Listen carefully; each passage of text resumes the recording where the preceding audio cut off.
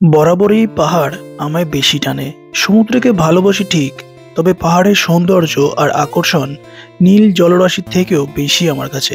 তাই উত্তরাখণ্ডে বেড়াতে যাওয়ার আনন্দটা আমার কাছে একটু বেশি স্পেশাল ছিল। টিকিট কাটার পর থেকেই কেমন যেন একটা উত্তেজিত ছিলাম। হাওড়া স্টেশনেই খিচিক করে শিল্পা আমার একটা ছবি তুলে ফেললো। তারপর আমাদের ট্রেন রীতিমতো ঠিকঠাক সময়ে চলে এলো। হাওড়া থেকে আমরা যাচ্ছি 12369 কুম্ভ এক্সপ্রেসে। বাস্কো প্যান্টরা নিয়ে দিন কয়েকের জন্য কোথাও যাবো বললেই তো আর যাওয়া হয় না। অফিসে ছুটি পাবো কি না তো একটা ছুটি থেকেই থাকে। তবে যাই হোক, অনেক আগে থেকে প্ল্যান করার পর ফাইনালি আমরা টিকিট কেটে পরিকল্পনামূলকভাবে আমরা চললাম আজকের আমাদের গন্তব্য দেবভূমি। আমার অবস্থা দেখে আমার সহধর্মিনী কিন্তু আবার খিচিক করে একটা ছবি তুলে ফেললো। হাতে কফি কাপ নিয়ে মাথা ঠিকঠাকভাবে তুলতে না পেরে অনেক কষ্ট করে কিন্তু কফিটা আমি এখানে খেয়েছিলাম, সেটাই ফ্রেম বন্দি করে রাখলো। Good morning everyone. আমরা ট্রেনের মধ্যে রয়েছি, আমি শিল্পে যাচ্ছি। আজকে আমরা হরিদ্বারেই যাচ্ছি। ব্লগটা অ্যাকচুয়ালি শুরু করলাম মোরাদাবাদ থেকে। মোরাদাবাদ থেকে আমরা এখন হরিদ্বারের দিকে যাচ্ছি। ট্রেন হরিদ্বারে পৌঁছে মোটামুটি 4টে মতো বাজবে। ট্রেন কিন্তু আমাদের একদম সঠিক টাইমে পৌঁছে দিল হরিদ্বার। হোটেল আগে থেকেই বুক করা ছিল, যার জন্যে ঝট করে ফ্রেশ হয়ে লাঞ্চটা সেরে তল্পা গুটিয়ে আমরা চললাম সাইট সিনের উদ্দেশ্যে। ওই দিনই আমরা বাড়ি থেকে হেলমেট ক্যারি করেছিলাম। হরিদ্বার থেকে স্কুটি রেন্ট নিয়ে আমরা চললাম হরকি পৌড়ির উদ্দেশ্যে সন্ধে আরতি দেখব বলে। আর এই সন্ধে আরতি দেখার জন্য দূর দূরান্ত থেকে প্রচুর মানুষ কিন্তু এই হরিদ্বারের হরকি পৌড়িতে ভিড় করে। আর স্কুটি রেন্ট কোথা থেকে নিয়েছি তার ডিটেলস আমার ডেসক্রিপশন বক্সে তোমরা পেয়ে যাবে। যখনই কোথাও নিজে বাইক চালিয়ে বা নিজে স্কুটি চালিয়ে যাই, সেই শহরটাকে আর অন্য একটা নতুন শহর বলে মনে হয় না, যেন আমি নিজের জায়গাতেই গাড়ি চালাচ্ছি বা নিজের শহরেই গাড়িটা চালাচ্ছি। তো এটার একটা আলাদা অনুভূতি যারা বাইক চালাও তারাই বুঝতে পারবে। সন্ধে নামার সাথে সাথে আমরা এসে পৌঁছলাম হরকি পৌড়ি। হরকি পৌড়ি ভারতের উত্তরাখণ্ড প্রদেশের হরিদ্বারে গঙ্গার তীরবর্তী একটি বিখ্যাত ঘাট।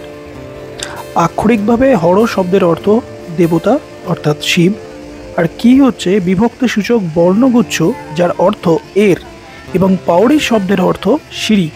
তো হরকি পৌড়ির অর্থ দাঁড়ায় শিব বা বিষ্ণুর পদচিহ্ন। বিশ্বাস করা হয় যে ভগবান বিষ্ণু এবং শিব বৈদিক যুগে হরকি পৌড়িতে এসেছিলেন। হরকি পৌড়ি এমন একটি অঞ্চল যেখানে হাজারো হাজারো তীর্থযাত্রী পৃথিবীর সমস্ত জায়গা থেকে এখানে এসে একত্রিত হন। প্রতি 12 বছর পর এখানে একটি কুম্ভ মেলা এবং প্রতি 6 বছর অন্তর একটি অর্ধ কুম্ভ মেলা অনুষ্ঠিত হয়। প্রতি সন্ধ্যায় সূর্যাস্তের সময় হরকি পৌড়ির ঘাটে স্রোতের প্রদীপ জ্বালিয়ে দেওয়া হয়, যেগুলি গঙ্গার স্রোতের সাথে প্রবাহিত হয়। পুরোহিতরা এই সময় পুরনো ঐতিহ্য গঙ্গা আরতি প্রদর্শন করেন এবং বিপুল সংখ্যক তীর্থার্থী গঙ্গার উভয় তীরে সমবেত হয়ে গঙ্গার প্রস্তুতি গীত গান করেন। ঘাটের মন্দির প্রাঙ্গণে পুরোহিতরা বড় বড় অগ্নিপাত্র রাখেন এবং ঘণ্টাধ্বনি বাজানোর তালে তালে মন্ত্র জপ করতে থাকেন। যেটা আপনাদের একটু আগেই বলছিলাম, পুরোহিতরা এই সময় পুরনো ঐতিহ্য গঙ্গা আরতি প্রদর্শন করেন এবং বিপুল সংখ্যক তীর্থার্থী গঙ্গার উভয় তীরে সমবেত হয়ে গঙ্গার প্রস্তুতি গীত গান। ঘাটের মন্দির প্রাঙ্গণে পুরোহিতরা বড় বড় অগ্নিপাত্র ধরে রাখেন, যেটা একটু জুম করলেই দেখা যাবে। আর ওই ঘণ্টা ধ্বনি বাজানোর তালে তালে ওনারা মন্ত্র জপও করতে থাকেন।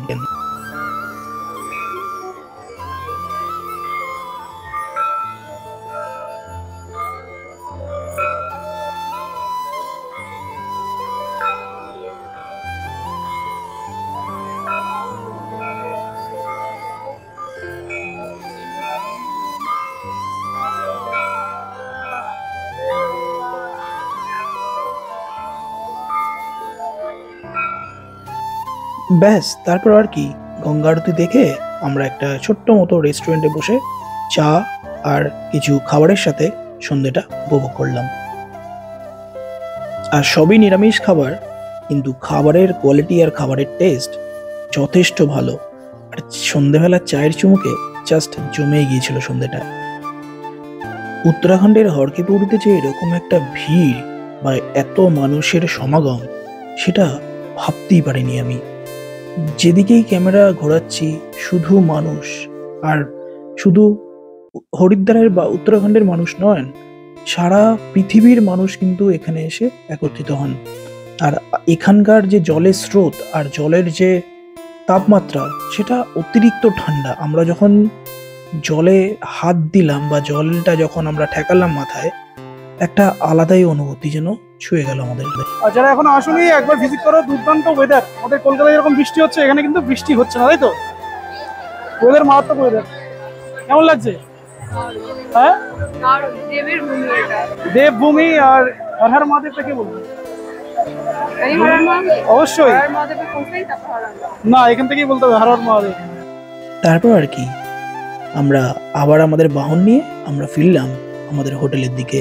আর হোটেল নিয়েছিলাম হরিদ্বার স্টেশনের একদম কাছেই। হোটেলের ডেসক্রিপশনও তোমরা আমাদের ডেসক্রিপশন বক্সে পেয়ে যাবে। পরবর্তী পর্ব খুব তাড়াতাড়ি আমাদের চ্যানেলে আবার আসবে। ততদিন ভালো থাকবেন, সুস্থ থাকবেন। ধন্যবাদ।